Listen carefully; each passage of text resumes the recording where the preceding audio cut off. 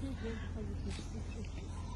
Во всем постсоветском пространстве, в Москве, у нас проходят митинги, все идут к памятникам, обелискам своих близких, почтить их память. Мы тоже приходим сюда к нашему памятнику.